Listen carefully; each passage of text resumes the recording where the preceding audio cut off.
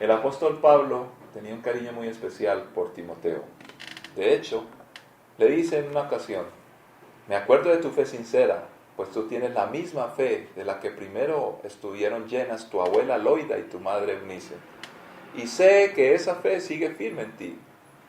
Por esta razón te recuerdo que avives el fuego del don espiritual que Dios te dio cuando te impuse mis manos. Uno de los asuntos más complejos y difíciles para todos nosotros los seres humanos se refiere a la instrucción que podemos dar a los demás. Inclusive podemos recibir, porque si somos padres, todos fuimos hijos alguna vez. Pero más complejo aún, ¿cómo corregir? La Biblia, experta por supuesto en cada tema, nos ayuda en esto. El apóstol Pablo parte en su relación con Timoteo de la realidad humana.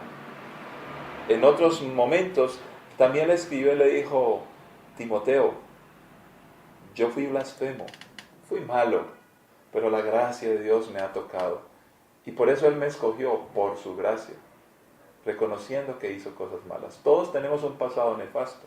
Sin embargo, en otra ocasión le saluda, le dice: Timoteo, te saludo con afecto porque yo le sirvo a Dios, que lo hago con amor, con fidelidad y con buena conciencia, como mis antepasados, recordando a sus padres. Algunos se preguntarían, entonces, ¿Pablo era bueno o era malo? No, simplemente habla desde la realidad humana. Tenemos defectos y cualidades que podemos transmitir. Lo más interesante es que establece un antes y una ahora. Y ese antes y ahora depende de una persona maravillosa, Jesucristo. Todos los errores que en algún momento cometimos pueden ser transformados a una buena experiencia si reconocemos a Jesucristo. Y aunque nuestros hijos tengan de qué señalarnos, también pueden decir: mi padre tenía esto, pero él cambió, reconoció su error y ahora es una buena persona. Lo más importante para poder instruir o corregir es tener una base sólida, y no hay mejor base sólida que la del ejemplo. ¿Por qué las niñas quieren utilizar todas las menjurjes, decimos los hombres, que utilizan las mujeres para pintarse, para maquillarse? Y a veces las madres gritan cuando ven a su niña de 3 años haciendo esto, o por supuesto también los niños, cuando están jugando con la cuchilla de afeitar o la crema con que se afeitan los padres y los padres se enojan. Simplemente debemos entender que estos niños pequeños quieren ser como sus padres. Deberíamos de enseñarles a tener orden y a pedir permiso, pero no nos podemos escandalizar porque simplemente ellos de manera natural quieren ser como sus padres. La gran pregunta: ¿y cómo somos los padres? ¿Qué vamos a heredar a nuestros hijos? Entonces es importante tener una excelente relación, porque lo que mueve a cualquier ser humano a ser como es parte del ejemplo. ¿Del ejemplo de quiénes? De aquellos que estuvieron cercanos. Normalmente son los padres, o en su defecto aquellas personas que tocó o tuvieron el deber de criarles. La presencia entonces es importante. Estar presente no solamente en los momentos buenos y agradables, sino también en los momentos difíciles. Como Pablo le dice a Timoteo: recuerdo cuando la última vez nos vimos que tú lloraste. Pablo muchas veces estuvo en la cárcel, sin embargo nunca perdieron esa oportunidad de compartir. Y habla de la familia como recuperando el abolengo perdido. La familia es importante. ¿Quiénes somos nosotros? No lo hace con orgullo, por supuesto que no, pero sí lo hace pensando en cosas buenas.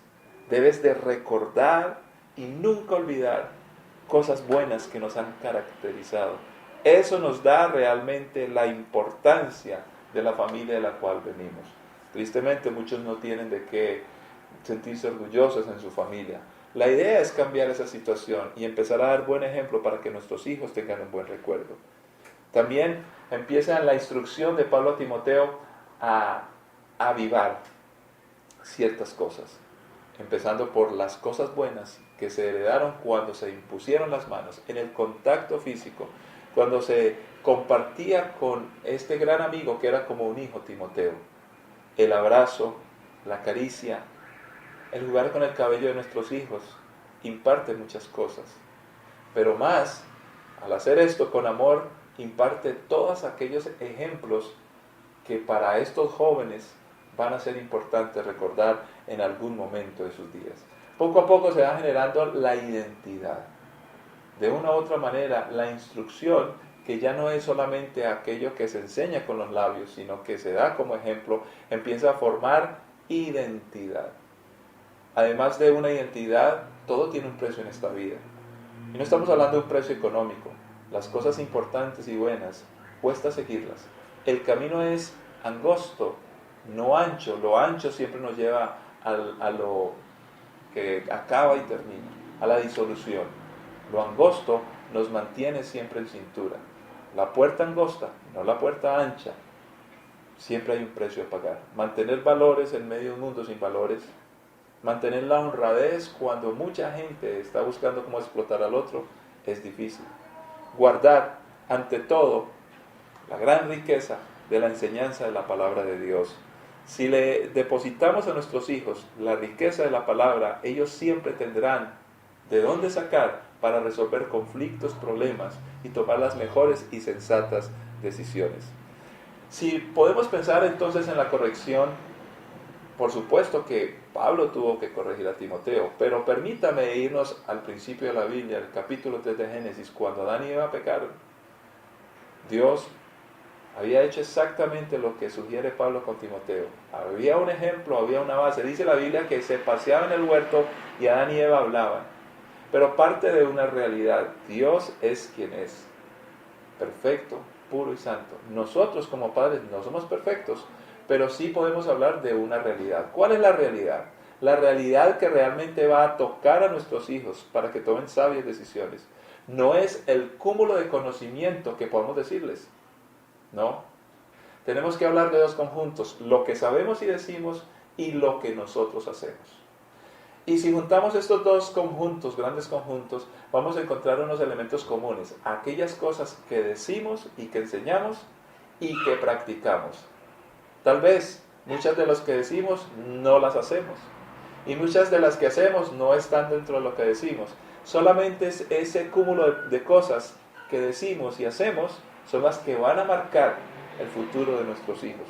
Debemos de revisar entonces cómo estamos manejando nosotros el ejemplo y la teoría en nuestras vidas. Las reglas claras, siempre Dios tuvo reglas claras con Adán y Eva. La relación siempre fue cercana y habló de la gran identidad que debían tener. Fuimos creados a imagen y semejanza de Dios. Responsabilidad, criterio, amar a los demás, somos sensibles. Gran cantidad de cosas que nos reflejan el carácter de un Dios bueno y santo. En la medida que lo conocemos a Él a través de Jesucristo, entonces nosotros podremos saber qué elementos debemos depositar en nuestros hijos como una identidad clara de hijos de Dios. Cuando Adán y Eva comen del fruto que no debían, Dios debía corregirles. Sin embargo, nunca impuso nada. La imposición no es el mejor consejero. ¿Qué empezó a hacer Dios? De manera práctica, y es para que todos aprendamos. Hizo muy buenas preguntas que invitaban a reflexionar, a pensar. Nunca Dios cuestionó. Cuando hubo cuestionamiento, era el ejercicio que le tocaba hacer al hombre quien daba la respuesta. Dios empezó, en primer lugar, por la relación. No empezó por el problema. ¿Cómo decimos que empezó por la relación? Él no llegó a sancionar, llegó a preguntar, ¿dónde estás? Y eso tiene grandes implicaciones. ¿Hacia dónde vas? ¿De dónde estás partiendo? ¿Estás ubicado o estás perdido? ¿Quién te enseñó que estabas desnudo? Una pregunta interesante. Nos sugiere de la importancia de saber dónde y con quién están aprendiendo nuestros hijos. Y no solamente preguntarles de dónde viene la información que reciben. Es preocupante en nuestros días cómo los pequeños aprenden en cualquier lugar, menos en su propia casa. ¿Quién les está enseñando? Empieza a cuestionar las posibles influencias, pero todavía no cuestiona al hijo. Y le pregunta curiosamente también por algo, ¿que estabas desnudo? La desnudez, por supuesto, no se refiere simplemente a las partes físicas, sino que implica algo más. Siempre queremos cubrir aquellas cosas, partes del cuerpo o cosas o actos que nosotros no quisiéramos que nadie conociera. Si algo nos avergüenza, ¿por qué nos avergüenza? Tal vez necesitamos ser corregidos en algún punto. Cuando el padre con sus preguntas llega a este nivel, donde no se cuestiona al hijo todavía, sino que se logra hacerlo reflexionar para que él entienda que las cosas que no están bien hechas no tienen que ver con la opinión de mi papá y mi mamá anticuados, tienen que ver con aquellas cosas que realmente empiezan a avergonzar, no solamente de manera caprichosa a mi vida o a la vida de los padres, tal vez cosas que avergonzarían en contexto a toda la familia y que quisiéramos nunca recordar. Luego le pregunta, ¿cómo te sientes? Qué interesante pregunta. Antes de reclamarle por el problema que generó, por el defecto, por el pecado, como usted le quiera llamar, todavía no lo ha señalado y le está preguntando, ¿cómo te sientes? Qué interesante hacer entender a nuestros hijos. Todo lo que sentimos es producto de nuestros actos. Antes de recriminar, nos identificamos con ellos. Todos nosotros, aún como padres, nos hemos equivocado cientos de veces. Y los grandes errores siempre conllevan en sí mismos unas sensaciones terribles. Se identifica uno con el hijo, entiende lo que sientes, me preocupa que te sientas así, pero todavía no te cuestiono. Luego le hace directamente la pregunta clave, ya relacionada con el acto mismo. ¿Has comido del fruto del árbol que te dije que no comieras? Y aunque le está preguntando por el mismo pecado, sigue siendo una pregunta, y es importante notar esto. Para nosotros como padres sería más fácil decir, ¿comiste de aquello que te dije que no hicieras? Claro, como tú eres desobediente. No, el cuestionamiento lo tiene que generar la misma persona. ¿Has comido de esto? Definitivamente es la mejor manera de ser confrontados. De manera progresiva, las preguntas nos llevan a cosas más importantes cada vez más. ¿Y qué les parece esta última? Contundente y vital. ¿Qué es lo que has hecho? Como padres, como personas que queremos ayudar a otros, por supuesto que somos más expertos, se supone. Sin embargo, fácilmente decidimos qué fue lo que hizo bien o no hizo bien la persona. Por la experiencia, por la capacidad, y más si pensamos en Dios. Nosotros, si bien nos equivocamos, también podríamos alcanzar algo de esto. Entendemos que nuestro hijo o aquella persona que queremos ayudar se equivocó.